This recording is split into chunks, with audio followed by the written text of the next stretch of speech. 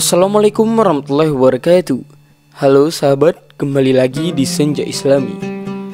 Kali ini saya akan menceritakan kisah mengenai seekor unta betina Nabi Saleh dan munculnya azab daripada kaum Samud.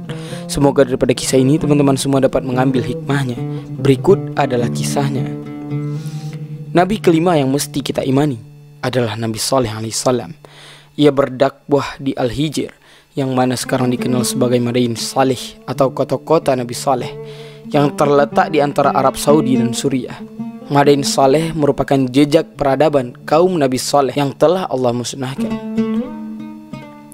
Madain Saleh ini sendiri sebuah tempat bersejarah yang menjadi saksi musnahnya sebuah peradaban karena telah ingkar kepada Allah dan melakukan berbagai kezaliman di muka bumi. Kaum Samud adalah umat Nabi Saleh yang Allah azab dengan petir menggelegar, meluluh lantakkan dan menghancurkan tempat tinggalnya, seperti tercatat di dalam Al-Quran. Dan satu suara keras yang mengguntur menimpa orang-orang yang zalim itu. Lalu mereka mati bergelimpangan di tempat tinggal mereka, seolah-olah mereka belum pernah berdiam di tempat itu. Ingatlah, sesungguhnya kaum Samud mengingkari Tuhan mereka. Ingatlah kebinasaan bagi kaum Samud. Quran Surat Al-Hud ayat 67-68. Para arkeolog menemukan keberadaan tempat tinggal kaum Samud ini di antara Yaman Selatan dan utara kota Madinah. Disebut juga sebagai Madain Saleh atau kota Saleh, kotanya Nabi Saleh. Kota ini awalnya bermuara di utara semenanjung Arab yang berasal dari selatan Arabia, tempat kaum Ad pernah hidup. Seperti yang dijelaskan dalam Al-Quran bahwa kaum Samud merupakan turunan dari bangsa Ad, yaitu umatnya Nabi Hud.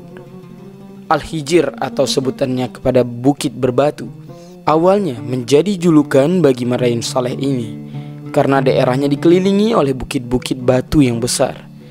Madain Saleh merupakan gugusan pasir dengan bentuk yang mengesankan. Kamu dirikan istana di tanah-tanah yang datar dan kamu pahat gunung-gunungnya untuk dijadikan rumah. Maka ingatlah nikmat Allah dan jangan kamu merajalela di muka bumi membuat kerusakan. Quran Surat Al-A'raf ayat 74.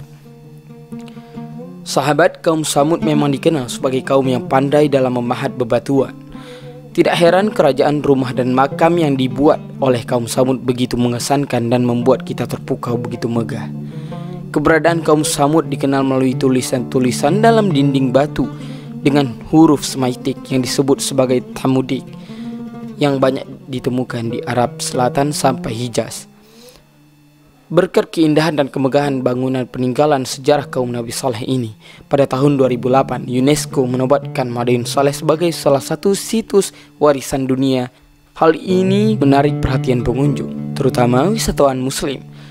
Diharapkan dengan perginya ke Madain Saleh, umat muslim dapat merenungkan betapa nyatanya azab Allah kepada kaum Samud dan janji Allah adalah benar.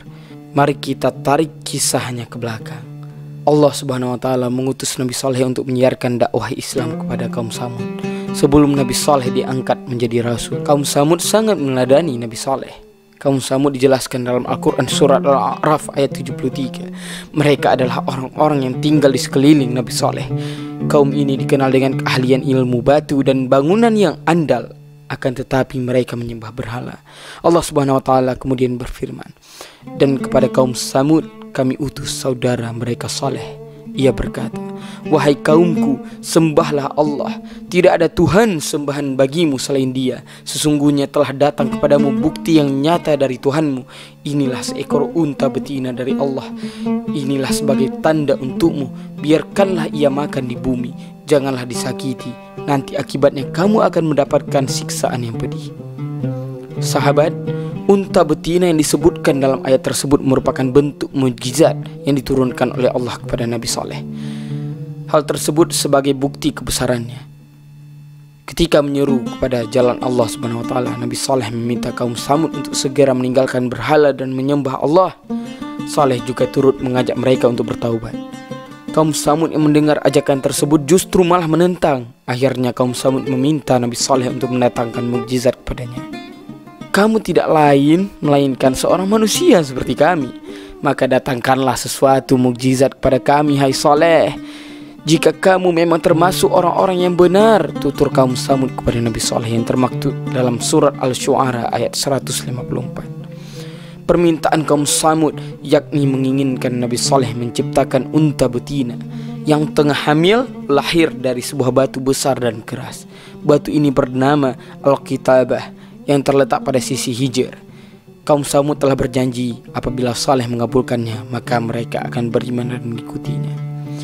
Nabi Saleh mengiyakan permintaan mereka dan berdoa kepada Allah untuk menunjukkan kekuasaannya. Batu tersebut bergetar retak dan keluarlah seekor unta betina yang sedang hamil. Subhanallah, sebagaimana permintaan kaum Samud, janin unta itu bergerak di antara kedua sisinya. Kemudian pemimpin mereka Junda bin Amir dan orang yang bersamanya pun beriman. Nabi Saleh meminta kepada kaum Samud untuk memperhatikan dan membiarkan unta tersebut makan. Saleh juga mengimbau kepada kaum Samud tidak mengusik unta tersebut sebab ia mampu memenuhi kebutuhan susu kaum Samud. Istimewanya memang susu yang dihasilkan unta ini tidak pernah habis. Mukjizat yang telah ditunjukkan ini membuat kaum Samud menjadi dua kelompok. Sangat ironis, ada kelompok yang percaya atas kebesaran Allah Subhanahu wa Ta'ala dan langsung mengikuti ajaran Nabi Saleh. Namun sedihnya terdapat pula mereka yang bersikap picik dan ingkar kepada janji yang telah diucapkan oleh mereka sendiri. Mereka yang ingkar semakin menjadi kekafirannya. Bahkan mereka mengganggu unta betina itu.